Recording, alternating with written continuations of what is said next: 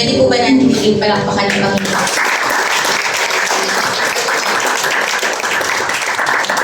Sa bagong series na po tayo, ang series po na binigay po sa atin ng Panginoon is the word filled. Pakisabi po, filled.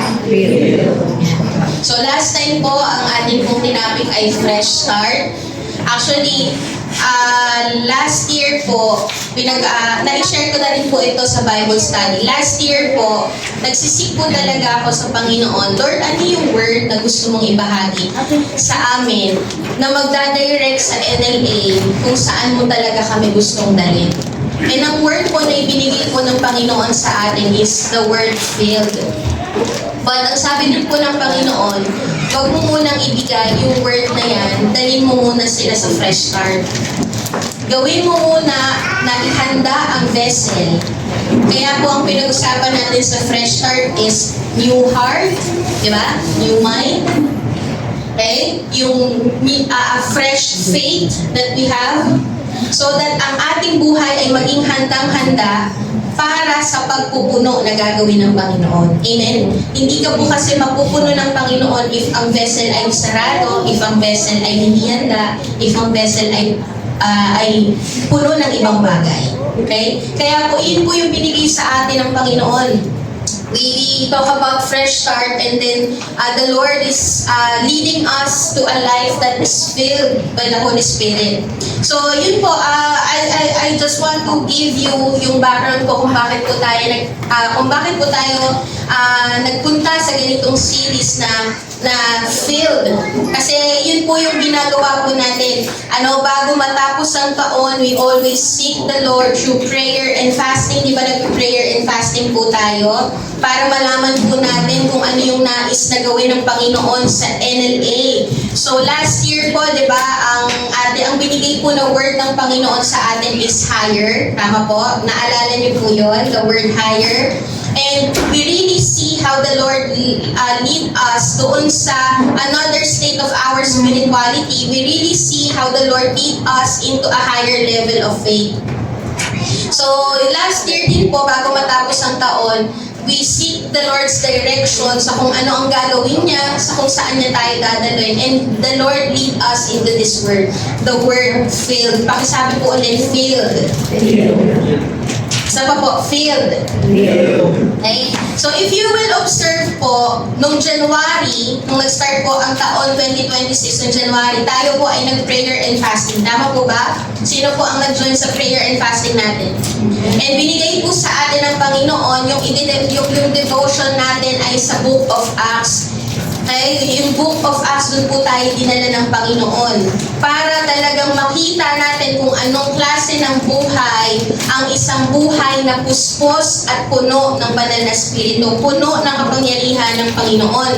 And we see po doon sa Book of Acts, sino po ang nakapag-devotion na ng Book of Acts? We see there kung gaano katindi ang pagbuhos ng kapangyarihan ng banal na spirito sa mga disciples. Kung gaano katindi ang paggamit ng Panginoon doon sa mga disciples ng Lord doon sa Book of Acts. Kung titignan po natin sa Book of Acts, iilan lang po ang disciples that time. I think na ang natira sa disciples ay 120 lang. Okay? Dahil lahat yung iba, umalis na, tumalikod na. Dahil namatay nga ang Panginoong Jesus, tapos nabuhay siya na magmuli. At 120 lang po ang natira. Iilan lang po ang disciples that time, but they turned the world upside down. Why? Because nandoon ang kapangyarihan ng banal na spirito na nag-uumapaw sa kanilang buhay. May matindi pong nagagawa ang isang Kristiyano na puspos ng banal na spirito.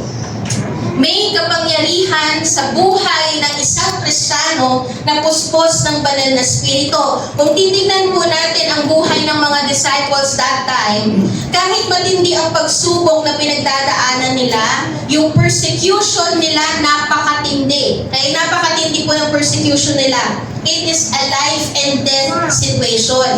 Na kapag nalaman na ikaw ay nananampalataya sa Panginoong Jesus, ito po yung nangyayari sa kanilang buhay that time. Hindi ka, ang mangyayari po sa kanila, kukuhanan ka ng properties. Ay, hindi ka lang po kukuhanan ng properties may posibilidad po na makulong ka. Ang kaparusahan mo ay pagkakakulong o pagkamatay. Iyon po kamatayan. Pero if you will see the life of the disciples that time, hindi po sila huminto sa pagkilala sa Panginoon. Ganoon po katindi ang mga disciples. Kahit ang hirap ng pinagdadaanan, matindi ang persecution, matindi ang kanilang mga nararanasan sa mga tao sa paligid nila, sa gobyerno na nasa paligid nila, hindi po sila humihinto sa pagkilala sa Panginoon. Grabe pa rin po ang tindi ng pag-ibig nila sa Diyos. Okay? Hindi sila mapigilan na ibahagi ang salita ng Panginoon. Pakisabi po sa katabi, kapatid, hindi ka mapipigilan. Amen? Ganoon po ang buhay ng isang mananampalataya na puspos ng kapangyarihan ng banal na Espiritu, na talagang babad sa banal na Espiritu. Sila po ay hindi mapigilan. Amen po ba? Kahit na scattered, yung scattered po dito, hindi yung scattered sa panahon ngayon na iba yun. Okay? Na-scatter sila, iba-iba sila ng lugar. They are being scattered because of persecution. At dahil po sa sitwasyon na yun that they are being scattered, mas lalong lumaganap ang salita ng Diyos. Hindi sila napigilan. Kung titignan po natin sa Acts 8:1, ito pong topic po natin ngayon is introduction lang po ito. Introduction lang po ito ng series po natin, The Word Filled.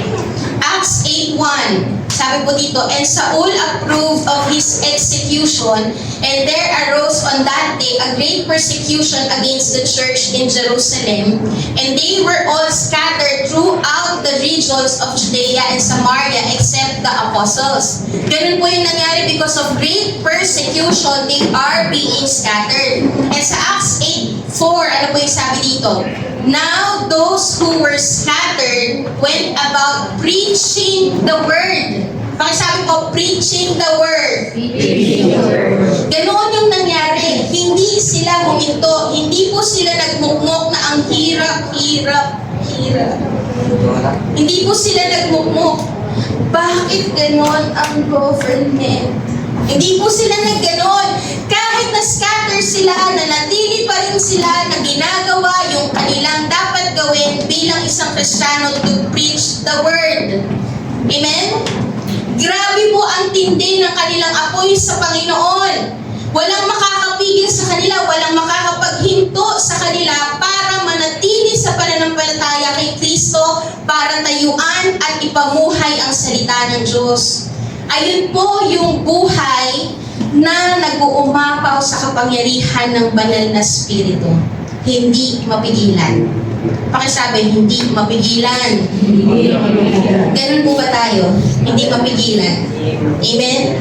At gusto po ng Panginoon na ganoon ang kanyang maging simbahan. Gusto ng Panginoon na ganoon yung maging simbahan niya sa panahon ngayon. Ang gusto ng Diyos na ang kanyang simbahan ay hindi busy lang na gumawa ng programa, hindi busy lang na gumawa ng mga gimmick para makahatak ng tao. Ayaw po ng Diyos na ang simbahan niya ay nakatutok lamang sa pag-produce ng malalaki at nagagandahang building. Although ito po ay magandang bagay na nangyayari sa church. If you will see, ang gaganda ng churches po na nakikita po natin. Pero ang gusto ng Panginoon ay hindi lang matutok doon.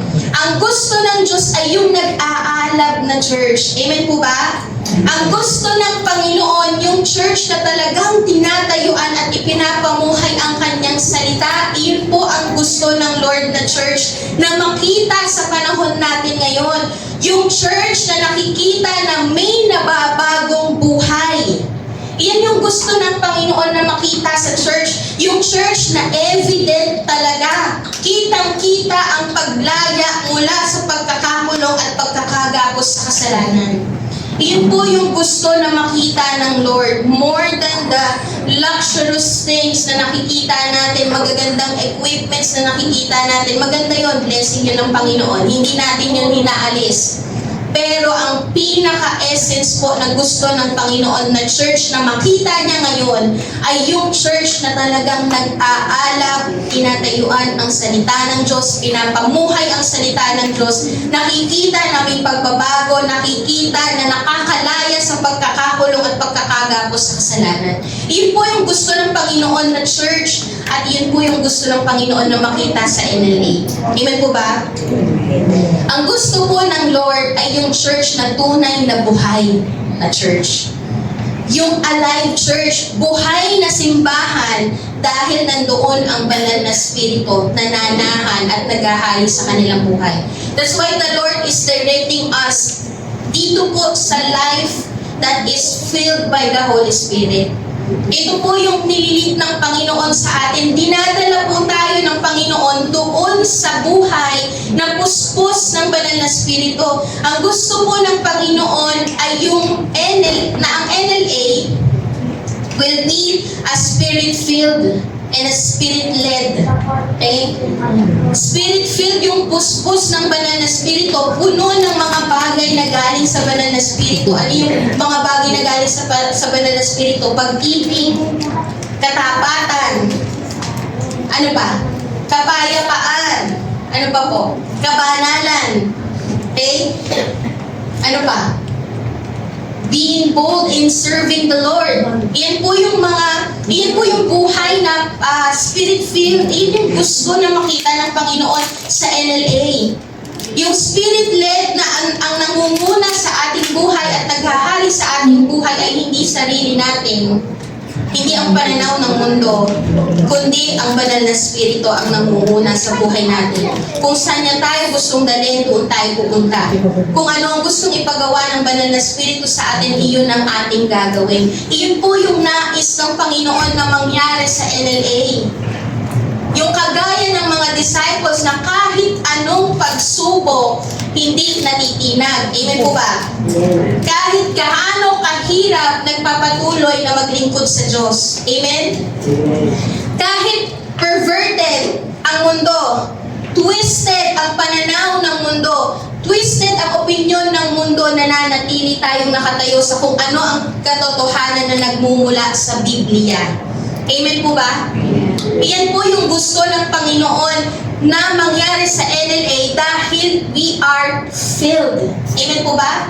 Tayo ay puno ng banal na spirito. Sabi po sa Ephesians 5:18, "And do not get drunk with wine, for that is debauchery, but be filled with the Spirit." Ang sabi po doon, be filled with the Spirit. Ito pong verse po na to ay commandment po ng Panginoon. This is a command. Okay? Hindi po ito option. Hindi rin po ito utos para lang sa iilang Kristiyano. Hindi po ito utos para lang sa mga Kristiyano na matagal na. Hindi po ito inuutos ng Panginoon para sa iilan lang. Lahat ng mga nakakilala sa Panginoon, lahat ng nanampalataya sa Panginoon, kahit bago ka pa lang, inuutos ng Panginoon na maging puspos ka ng banal na spirito. Pwede natin sabihin, bakit iyon na agad ang tinatapik, ang daming mga bago? Alam niyo po, ito po ang kailangan po natin para hindi ka matinag, hindi ka ma-deceive, hindi ka ma-drift away from the faith. Hindi ka mahatak ng mundo, kailangan mong maging puspos ng banal na spirito. Kaya kahit ikaw ay bago pa lang, kahit ikaw ay bagong mananampalataya pa lang, kinocommand ka ng Panginoon na maging puspos ng banal na spirito. The moment that you receive Jesus Christ as your personal Lord and Savior, the Lord commanded us to be filled by the Holy Spirit. Why? Kasi ito po yung greatest promise of God to His beloved church. The Holy Spirit, iyan ang pangako ng Panginoon. More than promotion, more than provision, more than personal healing or physical healing, more than partner in life, the greatest promise of the Lord is His presence. That is the greatest promise of the Lord na ibinigay po sa atin ang Kanyang banal na Spirito. Ang banal na Spirito, the presence, at iyan po ang dapat nating naisin. Diba? Mostly, majority of the Christians, pero alam ko po hindi ito mula sa NLA. Okay? Pero ang kanilang panalangin, Lord, promote nyo kami. Na nabubuhayan tayo pag ang topic is provision. Nabubuhayan tayo pag ang topic ay promotion.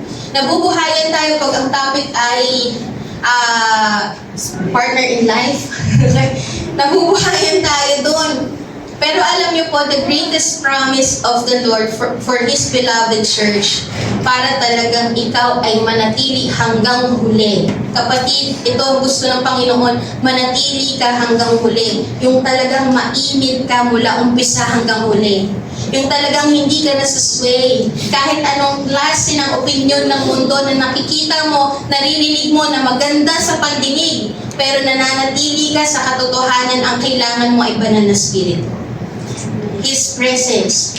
The greatest promise of God to His beloved church is His presence. The Holy Spirit. Amen po ba? Yan po yung naisin natin. Lord, gusto kong maging puspos ng banal na spirito. Gusto ko pang makilala ang banal na spirito.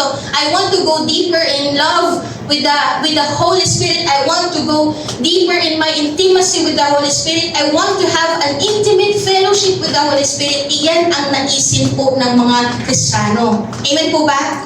More than the physical needs, His presence is the greatest promise. Amen po ba? Amen? Why we need the Holy Spirit? Kapatid, gusto ko lang pong i-orient kayo na medyo mabigat po ang mensahe natin ngayon. Okay? May kurot talaga ang mensahe natin kasi babasagin natin yung nababasa natin sa social media. Okay? Unang-unang bagay po, why we need the Holy Spirit? Una is because He helps. Medyo magaan pa, no? He helps. John 16:5-7. Ano po yung sabi dito? But now I am going to Him who sent me, and none of you ask me, where are you going? But because I have said these things to you, sorrow has filled your heart. Nevertheless, I tell you the truth, it is to your advantage that I go away. For if I do not go away, the Helper will not come to you. But if I go, I will send Him to you. Ito po yung sinasabi na ng Panginoon na ako ay aalis na. Pero sa pag-alis ko, ito ay magbe-benefit din sa inyo. Kasi kung hindi ako aalis, hindi darating ang Helper. Kung hindi ako aalis, hindi darating ang banal na spirito. Pero kapag ako ay umalis na, I will send the Helper. I will send the Holy Spirit. Kung titignan po natin dito sa John 16:5-7, kahit po ang Panginoong Jesus ay pumanik na sa langit, hindi ka po niya iniwan. Amen po ba? Hindi ka niya iniwan, hindi ka niya pinabayaan na mag-isa kahit siya ay pumanik na sa langit, because He sent the Holy Spirit to be with us. He sent His presence to be with us. At ang banal na spirito, again, ang pinakamagandang ipinangako ng Diyos sa buhay natin. Hindi ka po hinayaan ng Panginoon na mag-isa ka sa buhay pananampalataya, and He sends a helper. Amen po ba? He sends a helper. Pag sinabi po nating helper, hindi po ito yung tingin natin na mababang posisyon kasi helper lang. Hindi po. Ibig sabihin po nung helper na to, pag sinabi ng Panginoon that I will send a helper, I will send the helper, ibig sabihin po nun, lahat ng bagay na kailangan mo ay nasa banal na spirito. Okay? Yun. Lahat-lahat ng bagay na kailangan mo ay nasa banal na spirito. Iyon po yung sinasabi ng helper, I will send the helper, I will send the Holy Spirit. Na ang ibig sabihin po, every help that you need is found in the Holy Spirit.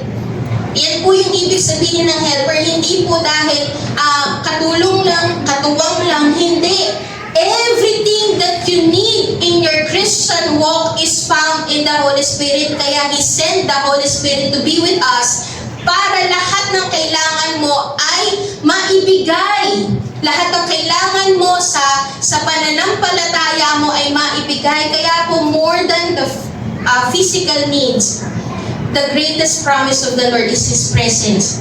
So if you are deeply troubled, Kapatid, ang sabi po sa salita ng Panginoon, He is your comforter.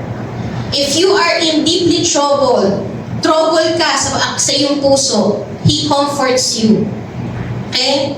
If you are confused in your walk, sa iyong pananampalataya, He is your counselor. He will guide you. Amen po ba? Kaya po kung papansinin natin, lahat-lahat ng bagay na kailangan natin nasa banal na spirito. So more than the physical needs, naisin natin ang presence ni Lord. Amen po ba? If you don't know what to pray, ang sabi din po sa salita ng Diyos, He is your intercessor. He will pray for you and He will pray with you. When you are in sorrow, He is your peace and He will spring up in your innermost being the fullness of joy and peace that you need. Lahat ng bagay na kailangan mo are being deposited sa'yo kasi ang banal na spirito ay nananahan na sa buhay mo. The moment you receive Jesus Christ as your personal Lord and Savior, nanahan sa'yo ang banal na spirito. So, ibig sabihin, everything that you need is deposited in your life. Kaya kapag ikaw ay nananalangin sa banal na spirito, kapag ikaw ay nakikipagniig sa banal na spirito, lahat ng kakailanganin mo sa iyong pananampalataya ay ilalabas ng banal na spirito. He will spring up. Okay? He will spring up, ilalabas ng banal na spirito sa iyong buhay yung mga bagay na kailangan mo. So if you are in deep sorrow sa buhay, ilalabas ng banal na spirito ang kapayapaan na kailangan mo. Ilalabas ng banal na spirito ang kagalakan ng kailangan mo. So if you are tired and weary, He is your strength. Ang sabi nga po sa Ephesians 3:16, sabi po sa Ephesians 3:16, I pray that out of His glorious riches, He may strengthen you with power through His Spirit in your inner being. Ang sabi po ng Panginoon, pinapalakas ng banal na spirito ang iyong spirito para ma-overcome mo ang mga bagay na iyong pinagdadaanan. Ma-overcome mo yung mga bagay na nangyayari sa pisikal. Ang kailangan ay palakasin ang iyong spirito at ang nagpapalakas ng iyong spirito ay sino? Sino? Sino po? Banal na spirito. You need the presence of God. It is the Holy Spirit that strengthens your spirit. Hindi lang po pinalalakas ang iyong mental health. Okay? Hindi lang po pinalalakas ang iyong emotional needs, but tumatagos hanggang spirito ang kalakasan na kaya ibigay sa iyo ng banal na spirito. Amen po ba? He is strengthening your inner being. He is strengthening your spirit. He is the greatest promise that the Lord Jesus has sent to His beloved church. Because when you have the Holy Spirit, again, every help that you need is in Him. Amen po ba? Every help that you need is in Him. Ano po din yung sinasabi? Bakit kailangan natin mapuspos ng banal na spirito? Why we need the Holy Spirit? Pangalawa, He convicts. He convicts. So John 16:8. John 16:8 po, ang sabi po dito, when He comes, He will convict the world concerning sin and righteousness and judgment. Pakisabi po, He convicts. Pakisabi po ulit yung word na conviction. Conviction. Ulitin natin, conviction. Okay? Ang sabi po ng Panginoon, when He comes, dahil nasa iyo na ang banal na spirito, nung tinanggap mo si Jesus bilang Diyos sa tagapagligtas ng iyong buhay, kino-convict ka niya. Pag sinabi mong conviction, you have this judgment of what is right and what is wrong. Meron kang awareness. Meron kang wisdom. May discernment ka sa kung ano ang tama at mali.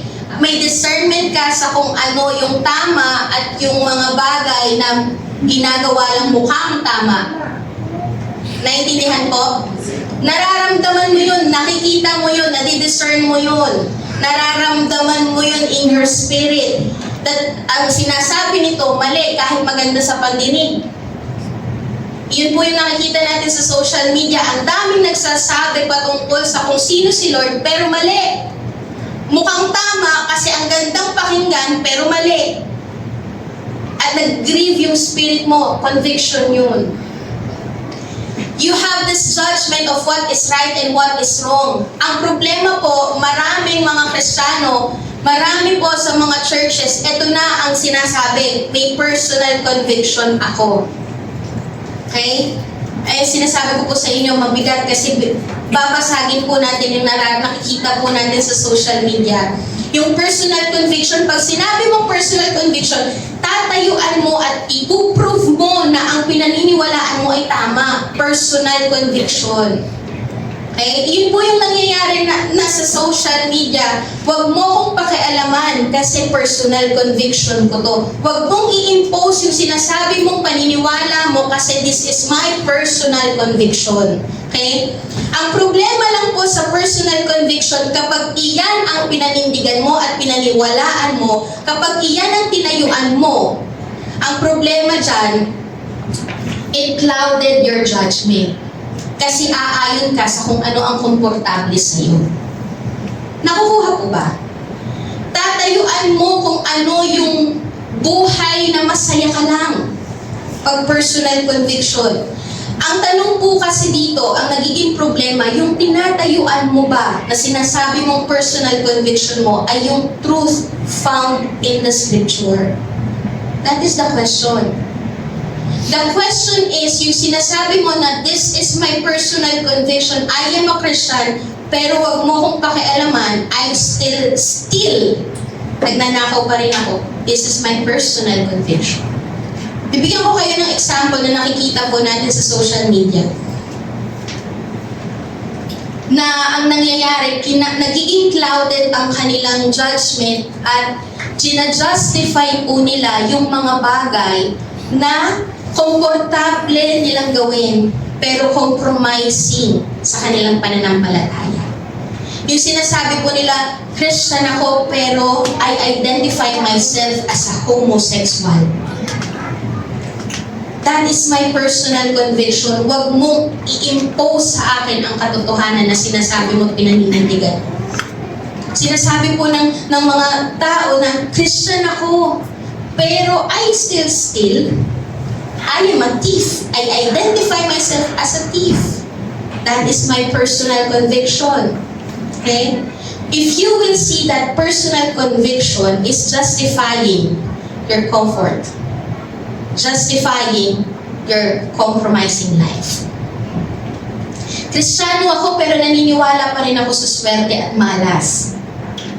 Medyo mabigat po itong mensahe na to, but I am praying that this will really break yung mga maling kaisipan, mabasag yung mga maling pamumuhay.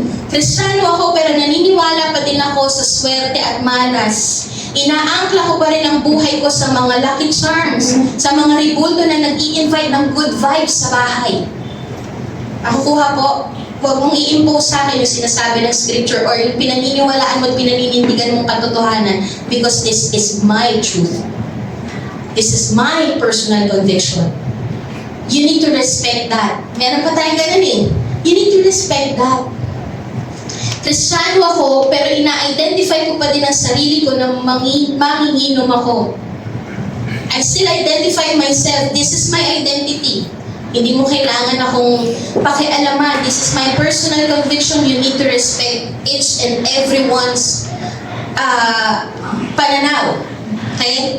Yun po yung nangyayari ngayon sa mundo. It is so twisted, perverted. Ganun na po siya. Pero alam niyo po ba, what the Lord is saying is this: if you are struggling with homosexual desires, don't embrace that. That is not your identity.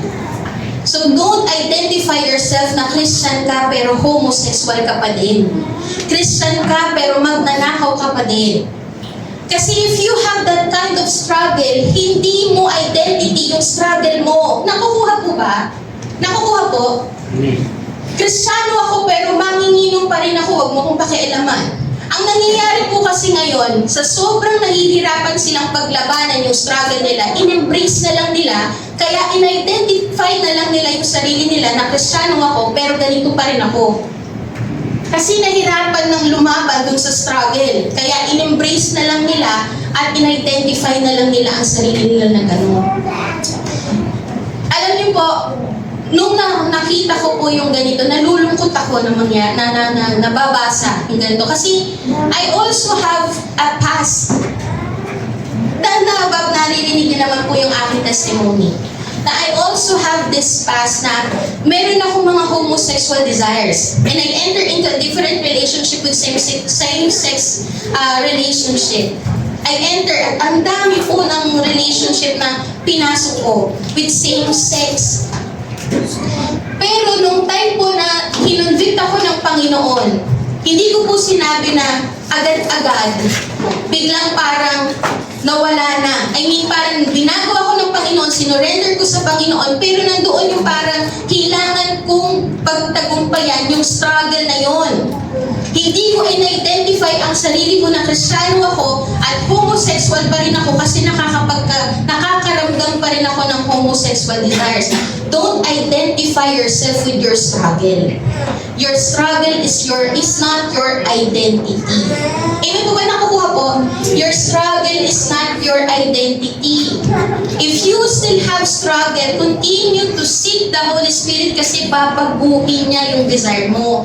Huwag mong hayaan na i-embrace mo na lang yung struggle mo. Amen po ba? Amen? So, hindi po pwede na ang identity mo ay meron kang identity na pang kay Lord at meron kang identity na pang mundo. Hindi po pwede yun. Nakukuha po ba? Hindi po pwede yun. Kasi ang sabi din po, basahin po natin sa 1 Corinthians 16. Sorry. Sa 1 Corinthians, 2 Corinthians 6:14 to 17. Ang sabi po dito, huwag kayong makisama sa mga hindi mananampalataya. Wala po dyan, hindi ko nailagay. Sapagkat hindi maaaring magkaisa ang kabutihan at kasamaan. Hindi po pwedeng i-identify mo ang sarili mo. Alam niyo po, ito pong verse na to, it's about letting the people have influence over you. Letting the world have influence over you. Pero alam niyo po ba, talamak sa Kristiyano ngayon o sa church ngayon is yung they identify themselves with two different worlds. Spiritual world and worldly, fleshly. Na I will still identify myself sa kasalanan ko. Kristiyano ako, yes. Pero I will still identify myself doon sa struggle, doon sa sin ko. And hindi po daw yun po pwede. Hindi maaaring magkaisa ang kabutihan at kasamaan. Gaya ng liwanag at dilim, hindi mo pwedeng pagsamahin. Hindi po pwede na dalawa ang identity mo. Hindi po pwede na ang identity mo ay may identity ka kay Lord, tapos may identity ka ng pangmundo. Hindi po pwedeng pagsamahin. Hindi pwedeng pagsamahin. Sabi din dito, kung paano hindi magkasundo si Kristo at si Satanas, ganun din naman ang mananampalataya at hindi mananampalataya. Hindi maaaring magsama ang mga Diyos-Diyosan at ang Diyos na iisang templo. At tayo ang templo ng Diyos na buhay. So hindi po pwede sa buhay natin dalawa ang nananahan. Hindi po pwede sa buhay natin dalawa ang tatanggapin mong identity. Amen po ba? Hindi po pwede na dalawa ang pinupuri mo. Hindi po pwede na dalawa ang master mo. Yun yung sinasabi sa Biblia. Gagalit na po ba kayo sa akin? Ang problema po sa personal conviction, magiging clouded ang judgment mo kasi paiiralin mo kung ano yung komportable ka lang. Paiiralin mo kung ano yung bagay na masaya ka lang. Ganun po ang magiging problema sa personal conviction mo. Pwera na lang kung ang personal conviction mo ay naka-align sa conviction ng banal na spirito. Amen po ba? Pagka personal conviction mo o sarili mo ang pakikinggan mo, hindi nagiging firm sa kung ano nga ba talaga ang right and wrong. Okay? Alam niyo po, yung sinasabi natin na personal conviction na sobrang nakikita natin sa social media, and the sad thing is, Kristiyano ang nagpo-post. That kind of personal conviction na binabanggit po natin, that kind of spirit is a lukewarm spirit. That is a lukewarm spirit. That is like saying that you believe in Jesus, but you are still sitting at the table of the enemy and drinking the cup that He offers. Ganun po yun. Sabi ni Paul, hindi pwede yung ganitong klase ng pamumuhay. Na you are sitting at the table of Jesus and still drinking the cup of the enemy that He offers. Hindi po pwede. Sabi din po ni Lord sa Revelation, idudura po niya ang lukewarm. Hindi niya talaga, ibig sabihin po nito, hindi po niya pahihintulutan ang ganong klase ng pamumuhay. Kapatid, if you are still struggling with your sin, if you are still struggling with the flesh, don't embrace and make it your identity. Kasi yung identity mo ay yung identity ni Kristo. Yung identity na galing kay Lord. Amen po ba? Don't embrace. Hayaan mo na patuloy na baguhin ng Lord yan. Hindi yung tipong, sige, magkasundo na lang tayo, i-embrace ko na lang, ganito na talaga ako. No. Habang ikaw ay nasa banal na spirito, namumuhay, napuspos ng banal na spirito, babaguhin ka ng Lord. Amen po ba? Amen po ba? Amen po? Nakukuha po? Amen.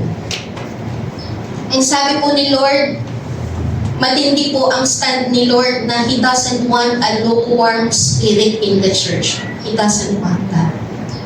Kaya po ang churches, there's no power anymore. There's no impact anymore. Kasi mas pinaninindigan at mas pinakikinggan yung personal conviction at hindi ang conviction ng banal na spirito. Kapag po tayo ay puspos ng banal na spirito, sharp ang ating spirit sa conviction ng banal na spirito. Pag sinabi po natin conviction of the Holy Spirit, ito po ay, He is, nagwa-warn po siya, He is giving you caution doon sa mga bagay na alam niya na mali at kasalanan. So that you will be aware of what is right and what is wrong, what is sin and what is righteous. Okay? Ine-enlighten ka, binibigyan ka ng kaliwanagan ng banal na spirito sa kung ano ang buhay na nais ng Panginoon para sa iyo. That the Holy Spirit is encouraging you and leading you to a life of holiness. Amen po ba? Ganoon po ang katotohanan ng Lord. If you will truly dig deep and be rooted on the Word of God, He is promoting a life of holiness.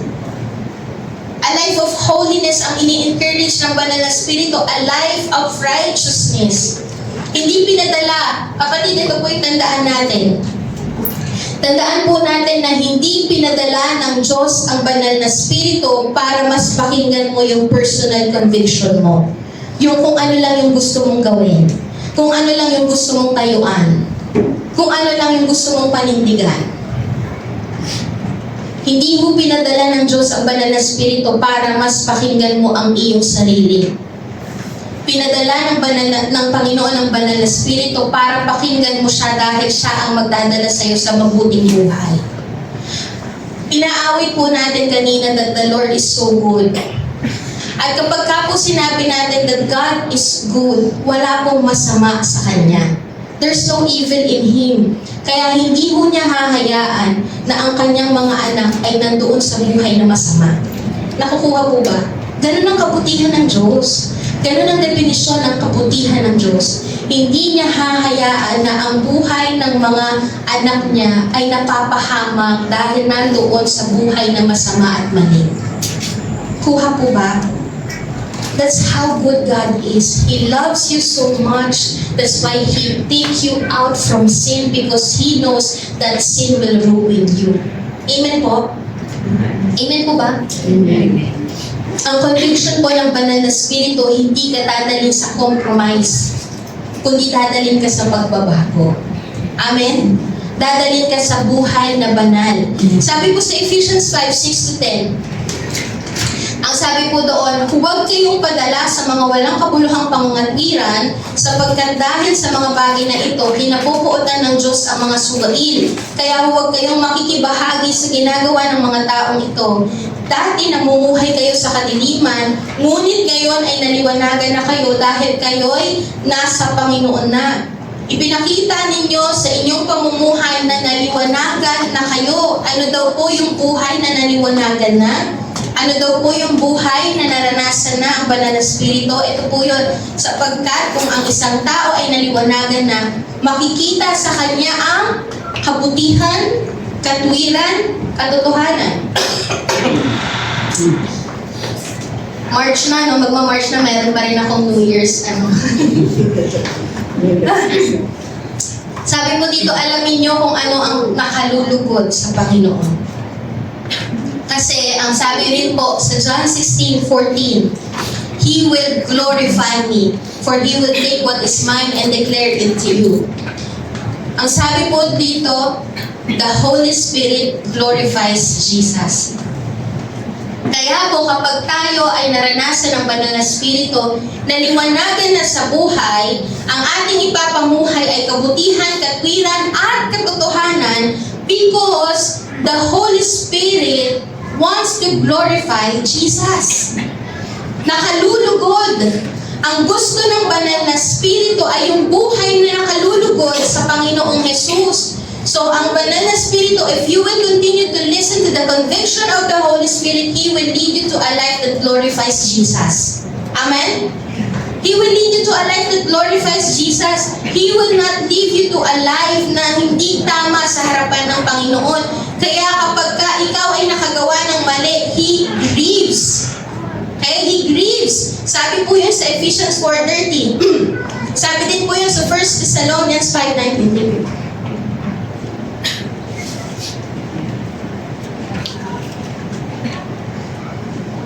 Being filled with the Holy Spirit will sharpen us and make us aware of sin and righteousness. Kaya po, if you will go deeper, at ang mga mananampalataya po, nababag sa banal na Espiritu, pag nakakarinig po sila ng mga salita na parang maganda sa pandinig pero hindi ayon sa salita ng Diyos, nag-grieve ka. Kasi hindi po ikaw mismo yung nag-grieve, it is the Holy Spirit that's grieving. Because He grieves doon sa mga bagay na hindi tama sa harapan ng Diyos. He grieves toward those sinful acts. He grieves when you see sinful acts. Yun po yung nangyayari, no? Kaya po lagi nating tatanungin, ito bang sinasabi niya nakalulugod sa Diyos? Ito bang opinion niya nakalulugod sa Diyos? Ito bang gagawin ko nakalulugod sa Diyos? Ito bang pinaninindigan ko nakalulugod sa Diyos? Iyon po yung lagi nating tatandaan. Kasi hindi tayo niligtas ng Diyos para manatili sa kasalanan. Hindi tayo niligtas ng Panginoong Hesus para mamuhay ayon sa takbo ng mundo. Amen po ba? If your personal conviction is leading you to a life na masaya lang, pero compromising, wala ang kabanalan. Our personal conviction is not aligned to the conviction of the Holy Spirit. Patuloy po tayong magbabag sa banal na Espiritu. The world is so twisted. We need to be sharp para hindi po tayo malinlang. Amen po ba? Hindi tayo malinlang. Kapatid, ayaw ng Diyos na nanilinlang ang kanyang bahay-sambahan. Ayaw po ng Panginoon na nalilinlang ng mga maling katuroan ang kanyang simbahan. Ayaw kanyang nalilinlang. At ang sikreto po, babad sa banal na Espiritu. Amen? Babad sa banal na Espiritu because He is our counselor. He will guide you and lead you to what is right and what is wrong. He will reveal to you what is right and what is wrong. Sabi po sa Ephesians 5:11, huwag kayong makibahagi sa mga walang kabuluhang gawain ng mga taong nasa kadiliman sa halip. Ilantad nyo ang kasamaan nila. Hindi po sinabi na this is my personal conviction, respect me. Okay, I will respect you. No, expose what is wrong. Expose it, not respect it. Expose it. Ilantad daw. Expose the wrongdoings, not justify it. Not participate to it. Not participating. No? And alam niyo po, nagpa-participate nag-participate tayo sa kamalian ng mundo kapag mas pinagtatanggol natin ang mali at nagiging tikong tayo sa kung ano ang tama. Pwede ko po bang tawagin ng worship team?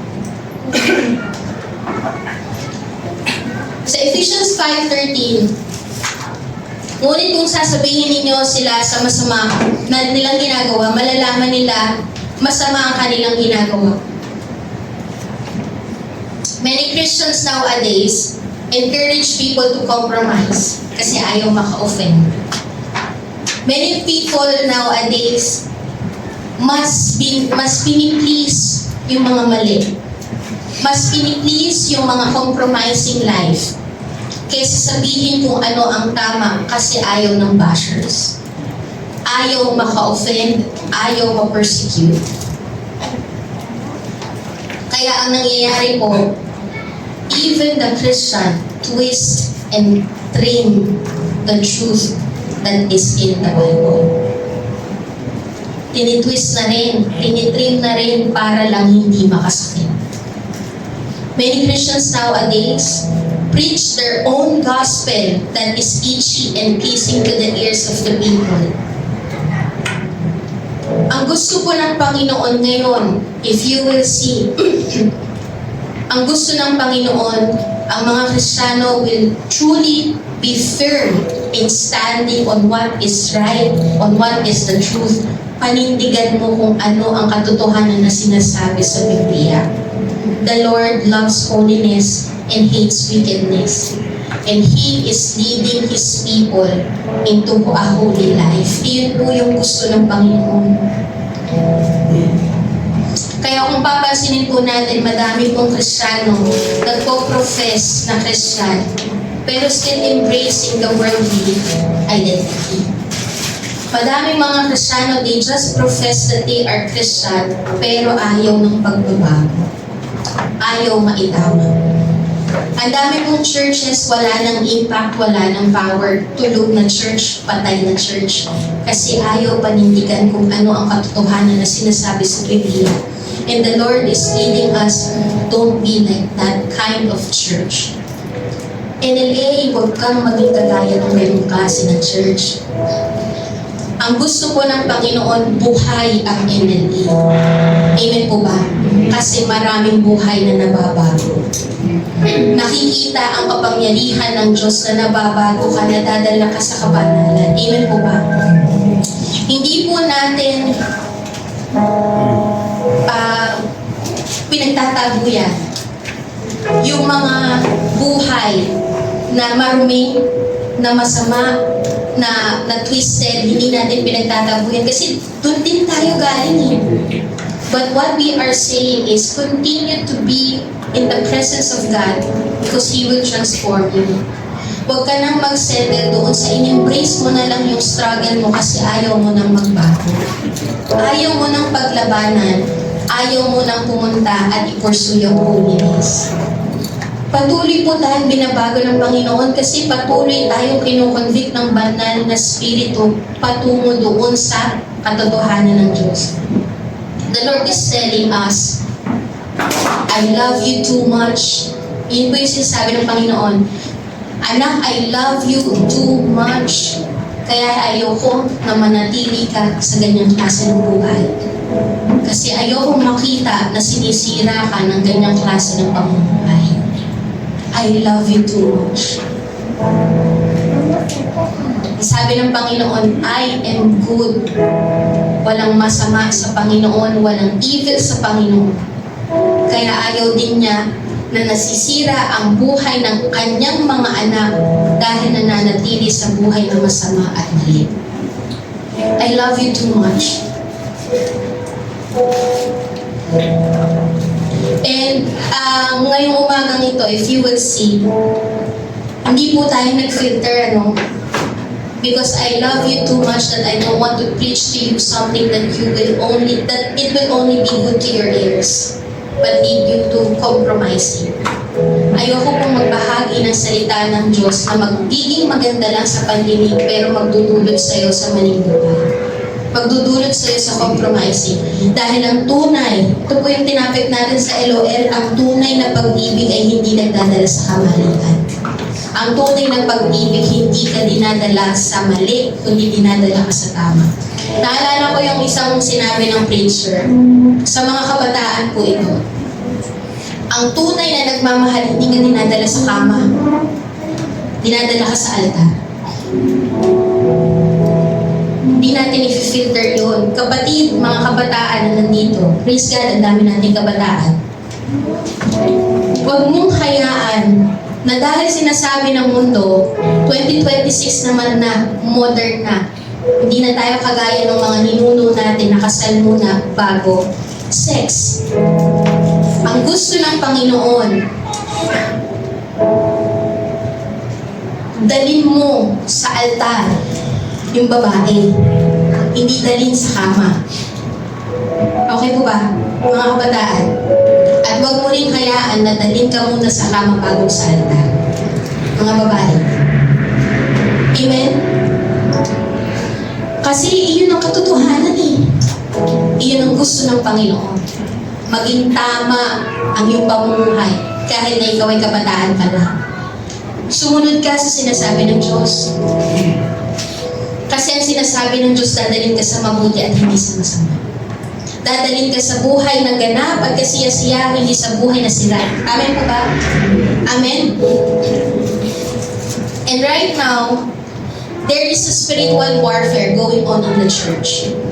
If you will sense it in your spirit, discern it in your spirit, I praise God, lumabas si Alvin, Kasi nag-arise yung tunay na kondisyon ng church.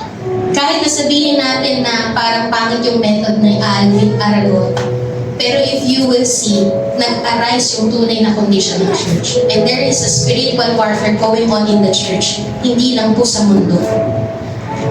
Kasi ang mundo, aasahan mo, perverted ang isip nila. Twisted ang kanilang pananaw.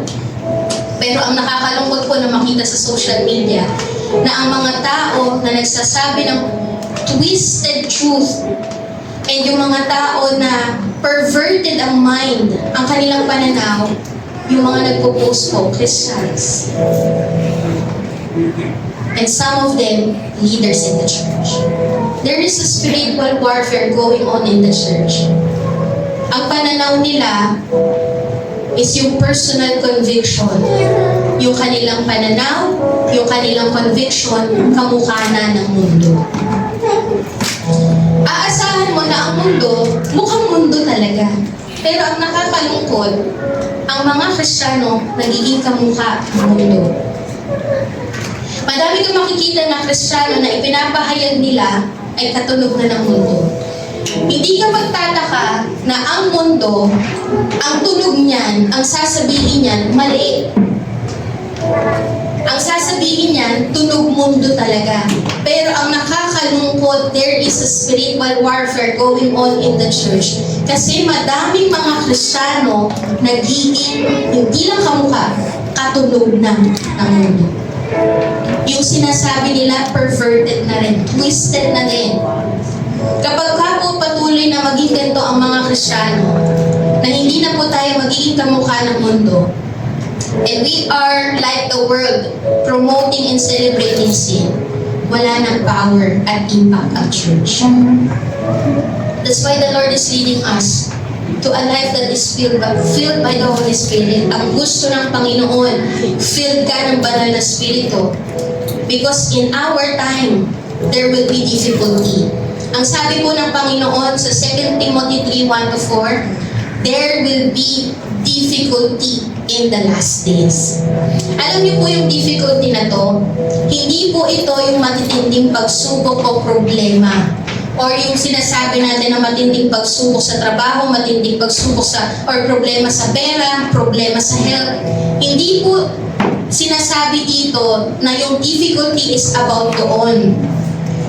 Yung difficulty po na sinasabi dito sa mga Kristiyano is yung buhay na twisted. Yun yung difficulty. mahihirapan ng mamuhay ang mga Kristiyano in the last day kasi twisted na ang pananaw ng mga tao. Hindi po dahil mahirap ang pamumuhay dahil may problema sa pera, problema sa health, may matinding pagsubok. The difficulty na sinasabi po dito is yung twisted na katotohanan. Nadi-deceive ang mga tao kasi perverted na ang mundo. Ang mas pinaninindigan at nilalakaran ay yung personal conviction, hindi yung conviction ng banal na spirito. In the last days, there will be difficulty because we will encounter this kind of people. Ano po yung sinasabi sa 2 Timothy 3:1-4?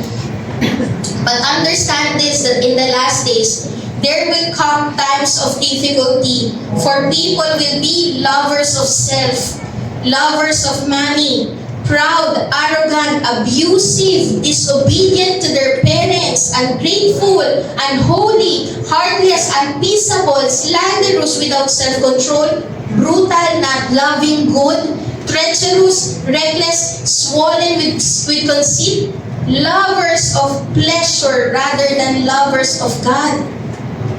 Ganyan na daw ang ma-encounter natin in the last days, kaya it will be difficult for the Christians to live a holy life. Alam niyo po, kung titignan natin yung mga describe dito, para pong buhay ng nasa mundo. Tama po ba? Buhay ng nasa mundo, disobedient sa mga magulang, arrogant, lovers of money, lovers of pleasure, always doing sinful acts, parang mundo. Pero alam niyo po ba, dito sa 2 Timothy 3:1-4, in-address po ito hindi sa unbeliever.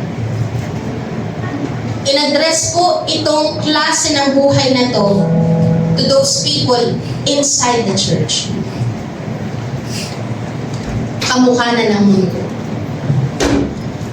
Even the churches will be like the world. Even the churches will sound like the world. Kaya it will be difficult for the people who truly stand on what is right. It will be difficult kasi mapapersecute ka. Kung titignan natin, mas sinelebrate na nga nila ang kompromiso eh. Mas sinelebrate nila ang kasalanan. At inatake nila yung tunay na nagsasabi ng katotohanan. Perverted. Nagiging kamukha ng mundo. Pero ito po yung pinahayag ng Panginoon sa 2 Timothy 3:5. Having the appearance of godliness inside the church. People inside the church, but denying its power. Wala na ang kapangyarihan. There's no power inside the church. Why? Ito na yung nakikita sa buhay ng mga Kristiyano. Ito na yung nakikita na buhay ng mga tao na nasa loob ng church.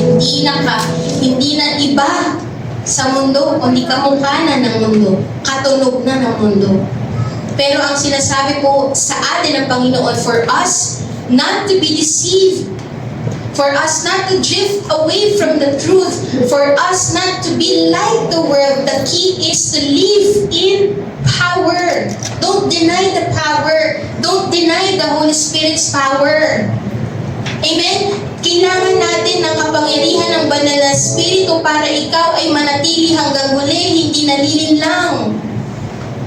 Para ikaw ay manatiling nakatayo sa kung ano ang tama at katotohanan at hindi ka nadideceive.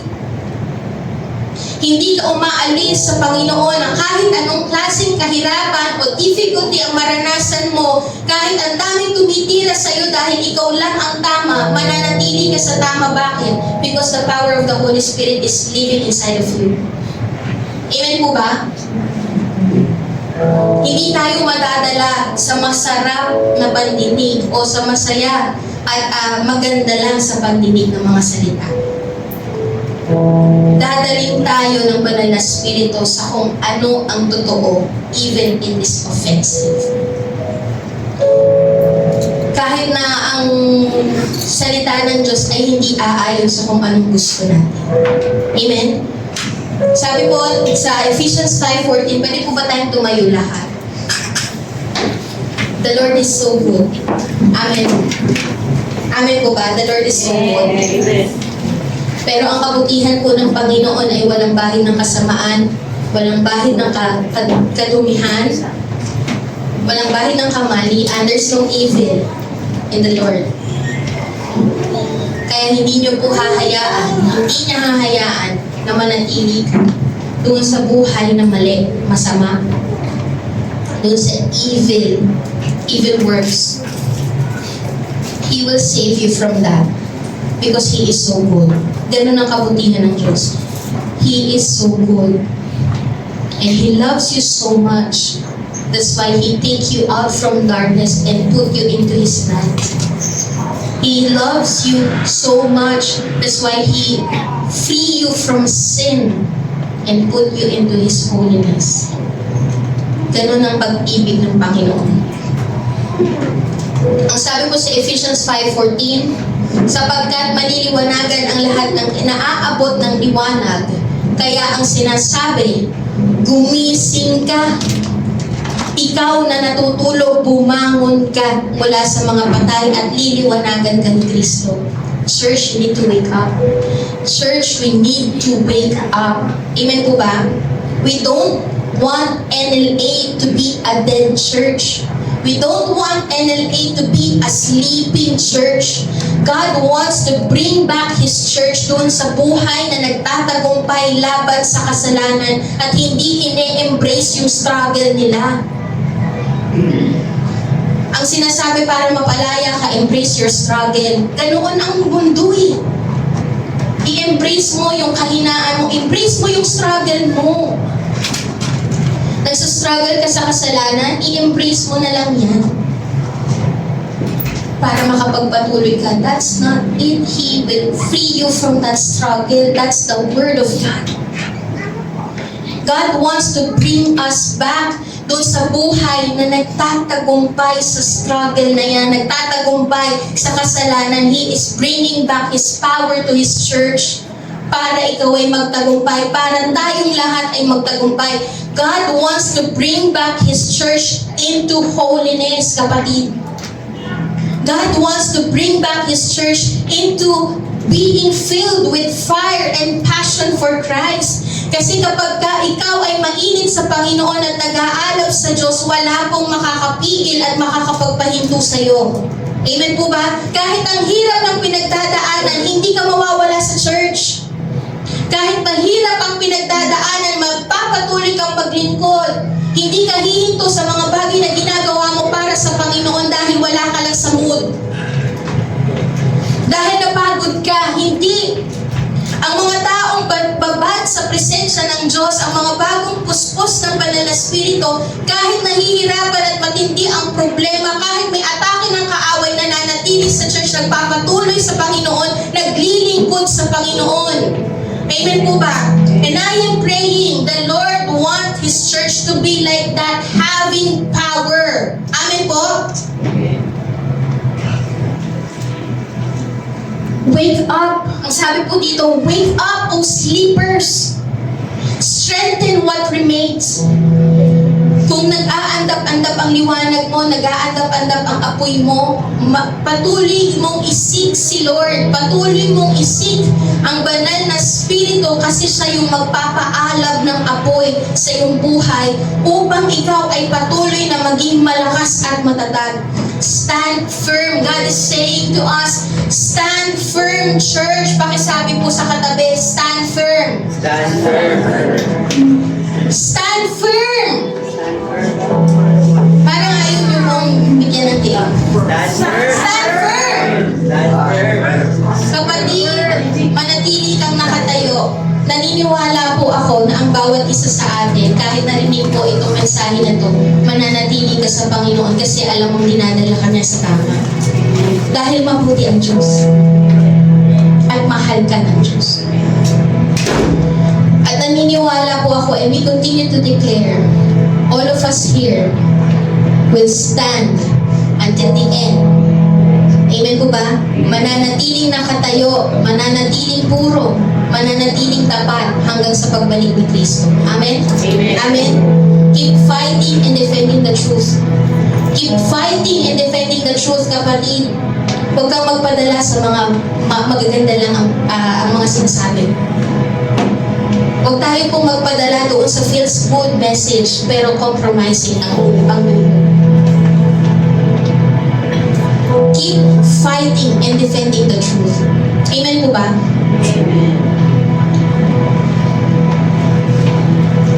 Ang NLA po ay mananagumpay. Ang NLA po ay mananatiling nakatayo, matatag. Amen? Dahil ang NLA ay nag-aalab sa Diyos. NLA is a church that is spirit-filled and spirit-led church. Amen po ba? Amen? Hallelujah. Pwede po ba tayong umawit sa Panginoon? Habang umaawit po tayo sa Lord, i-desire po natin na tayo ay mapuspos ng banal na Espiritu.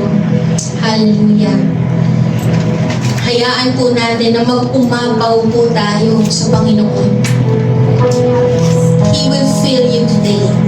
He will fill you today. The Holy Spirit is here, hovering in our midst.